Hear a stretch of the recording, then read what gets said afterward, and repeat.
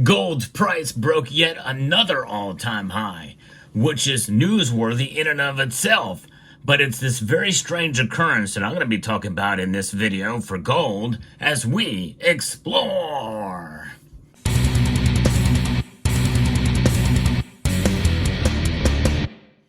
Gold has broken records yet again. It has been an amazing ride for this metal, but that very well could come to an end, and it could come soon. We're going to watch and see what happens there. But before we really get into the meat of this, watch for dips in the market, and when you do that, consider Summit Metals. Elevate your wealth. Indeed, that's exactly what it's about. It's about wealth preservation, and Summit Metals is a great company. They sponsor the channel, and they have some really good deals in precious metals. Check them out at summitmetals.com, where you can scan the QR code here. They do flash deals all the time. Now, gold is doing something great today. It's broken yet another all-time high. Moments before the markets close, gold is up again to $2,786 an ounce. Amazing. We're very close now to $2,800. In fact, the high today was $2,790.30. Under $10 before $2,800. Many people feel we're going to get there in moments. But what is so strange about it is that gold is up. Everything else is down. I'll get to that in a moment here too. First, I want to reference an article here from MarketWatch that gives us a little bit about what's going on here. And they think, those at the commodities corner, believe that we could be at near a peak for gold. Gold topped $2,800 an ounce for the first time ever on Wednesday.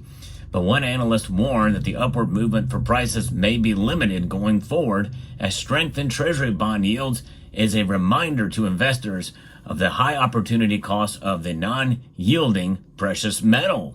And that is very true, but we also have to keep in mind that gold did not reach $2,800 today. In the futures market, it may have, but that does not matter. Although when you're purchasing precious metals, it does, because many bullion dealers report, or they use that as a reference, which I think is disingenuous, or really not the best way to do it. It should be based off of spot price. That's what everybody refers to and talks about, is spot price. And gold bull's case has been underpinned by sound rationale, with the precious metals long touted as a hedge against inflation and a safe haven in light of looming U.S. election risk, according to Han Tan, chief market analyst at Xfinity. And the precious metals allure is further evidenced by the resumption of net inflows into bullion-backed exchange-traded funds and record global demand, citing a report from the World Gold Council. And this report says a total global demand, including over-the-counter investments that are not made on a central exchange, climbed by 5% year over year to 1,313 metric tons in the July to September period. That's a record for the third quarter. It's also said global gold demand based on value topped $100 billion for the first time ever. That's pretty amazing, but that's really a pocket change compared to the amount of debt we have in this country. And when you look at global debt, it's a drop in the bucket of pocket change. Really, really small and minuscule, which means that I think, in a sense, when you look at that, gold is undervalued. If you look at that, considering how it was the foundation for a lot of monetary systems for so many years. Gold prices tend to decline when the dollar and treasury yields strengthen, but it has actually climbed along with them in recent weeks. That is the unusual thing, bucking its usually inverse relationship. A stronger dollar can be negative for gold, which is priced in the unit, making it more expensive to users of other currencies. Higher treasury yields, meanwhile, raise the opportunity costs for holding assets such as gold that don't pay any interest. And in fact, if we look at right now, we can see that indeed the dollar index is down slightly, and everything else is down too. The Dow Jones Industrial Average, the NASDAQ, the S&P, but oil is up. And so one can make the argument that essentially gold is trading along with oil today. And every other metal is down. Silver's down over 2% today. $33.81 per ounce, widening the gold to silver ratio to 82.66. So, and platinum and palladium are also down big time. Palladium is down over 5%, and platinum is down over 3.6%. So everything is down, but gold is holding on and increasing in price here. What an amazing thing. Very unusual and odd for gold to be doing. Now, Treasury yields and the U.S. dollar are still relevant factors that influence gold. You know, and the thing about it, if these Treasury yields continue to go up, that will put pressure on it. But you know, it's one of those things where we've got an election coming up, and that's the other thing which we've got to watch out for, and I'll get to that in a moment. The article continues. Fawad Razdazda, market analyst at City Index and Forex.com, said that for gold, the upside is going to be limited from here on. The high opportunity cost of non-yielding assets like gold is becoming increasingly evident as bond yields soar. While lingering U.S. election uncertainties may provide some support, without significant new drivers, gold buyers may find themselves on pause until a clear correction emerges. And so that is what is happening. And when we're touching on the election, there's a lot of uncertainty out there. Everyone knows it's going to be a very, very close race, which means that likely we're not going to have a clear winner probably for a day or two or maybe even a week. If that's the case, that's going to cause more uncertainty in the markets. More uncertainty means that gold prices may continue to shoot up during that period of uncertainty. Could it be a couple of days? Could it be a couple of weeks? Could it be a month? I think if we have a repeat of what we saw in the last presidential election, and given the volatility and and with the geopolitical situation we find ourselves in, that will exacerbate the deal with gold, and it could continue to climb and carry silver along with it. I hope that's not the case. If we have a clear winner, especially if there's a popular vote as well as an electoral vote, and or a landslide in either direction, I think that no matter who wins, gold prices will go down. And this could very well be the peak. But and it's anybody's guess at this point. We really don't know how it's going to pan out.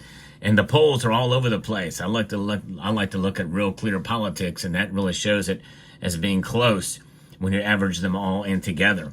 And but notwithstanding, domestic politics are playing a role, I believe, in what's going on with gold's price now. What does that mean for you? Well, watch what happens, because again, once a winner is declared, I think the prices are going to go down for both gold and silver, and that provides a buying opportunity. Could I be wrong? Yes, I could. But think about how the markets have been reacting in the past. There usually is volatility along what's unknown. Uncertainty drives these markets.